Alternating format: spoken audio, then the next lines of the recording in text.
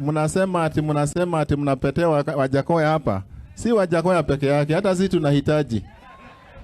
Kwanza kabisa tulikutana wanarume 10,000 na hakukuwa na bibi hata mmoja. Mkutano ya wanaume Kalonzo, niliita mkutano ya wanaume peke yao. Tufanya hii kesi. Nikaona hii wanaume kumbe wako. Lakini sasa tutaitisha mkutano ya wanawake peke yao. Lakini wao wataletwa na mabwana zao, wasiibiwe.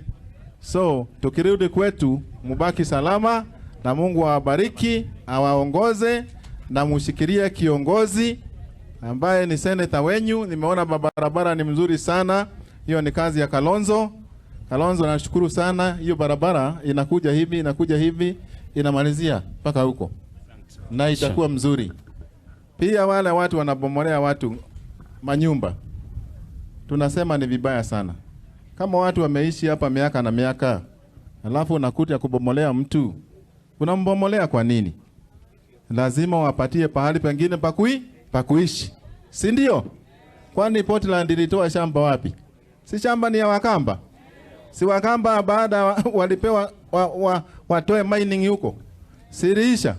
Sasa waachane na Wakamba wazalie huko. Ndio hata population ikuwe mob. Ama aje?